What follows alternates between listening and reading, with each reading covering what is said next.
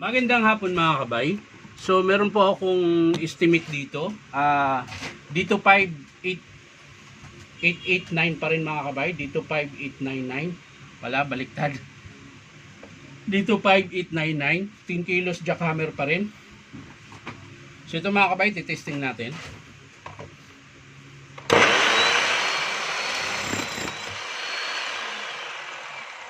So malakas naman po yung hammer niya. Ang problema, mabagal siya, tsaka parang masiklap. So bubuksan natin ito mga kabay. Papaandarin natin na ganito na bukas. Ayan, sasaksak natin ulit. Tapos paandarin natin. Wala na.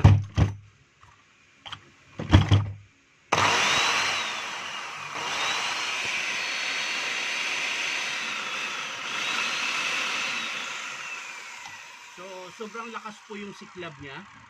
Yun po yung problema niya. So dito sa chipping niya mga kabay, malakas pa. So hindi mo na natin yan gagalawin dyan. So pwedeng silipin lang natin mamaya. So dito tayo mag-umpisa sa kanyang armature, kung bakit siya tawag nito, kung bakit siya malakas mag-spark. So tingnan natin mga kabay. So yan mga kabay, nakalas na po natin yung screw. At ayaw. Yan. At syempre ito, kakalasin natin dahil kailangan nating masilip yung kanyang armature. So syempre unahin natin yung kanyang carbon brush. So yan mga kabay, yung carbon brush niya maiksi na rin. Tingnan natin sa kabila. Ayan, ganun din po, maiksi na rin. Tapos dito tayo, ayan, kakalasin natin yung terminal na manggagaling sa field coil. Ayan, iangat lang natin. Ayan, putol din pala mga kabay, kaya paputol-putol yung andar niya. Nga lang, wala yung connection doon sa kanyang armature kung bakit masiklab. So yung kanina, kaya hindi dire-diretso yung andar ay dahil po dito sa kanyang field coil putol. Ayan.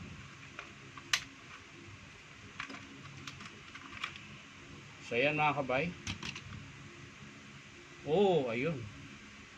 So ito po yung dahilan mga kabay kung bakit. Ayun, nangitim na naman yung cellphone ko. Ano ba yan? Yun, lumiwanag. Ayan po mga kabay, oh. Yan. Kung makikita nyo yan mga kabay, yan, tuturo ko sa inyo. Ayan.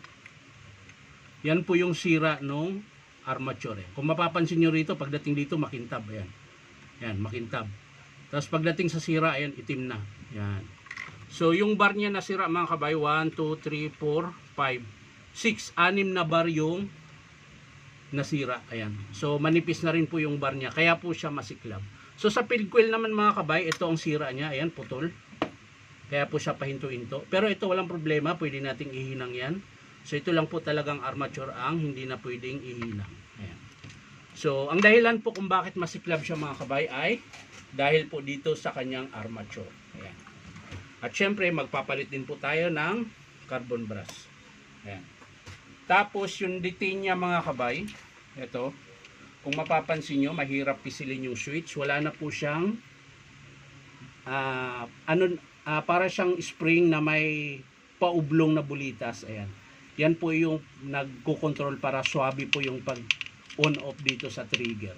So wala na po siyang laman. Ayan, kabilaan yan. 2 piraso yan. So i-estimate din po natin yan. So ang estimate dito sa dito 5899 na 10 kilos demolition hammer mga kabay. Dadagdag ko po yung handle niya. Ayan, nag-crack po yung handle niya. Yung cover niya, okay pa mga kabay. Wala namang bali dito. Tingnan natin baka so okay pa yung sa motor cover niya, gear cover okay pa.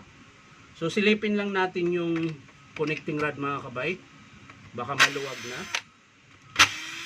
Ayan, para hindi na tayo magbubukas dyan, sisilipin lang natin dito. Ngayon kung hindi pa naman siya maluwag, alug-alugin po natin yan. Ayan po. Yan po yung connecting rod nya. Ayan, so okay pa siya. Wala pa po siyang maluwag. So ang papalitan lang natin dyan para sigurado ho tayo. Tinisting ko naman kanina, meron naman po siyang chipping. Pero para sigurado tayo, magpapalit din tayo ng o-ring sa piston tsaka sa striker. So ang papalitan dito ay armature, carbon brass, dalawang o-ring para sa striker tsaka piston. Ano pa ba? At dalawang detain. Ayan, yung sinasabi ko kanina sa mga kabayan dito sa may switch niya. Trigger. Ayan. So yan po yung papalitan dito sa dito 5899 na 10 kilos jackhammer ng DeWalt. So ayan mga kabay, yan lang po. Hindi ko na po ipapakita kung paano buuin. Papakita ko na lang sa inyo mga kabay kapag in-approve ng customer. So yan lang mga kabay, maraming salamat. Bye.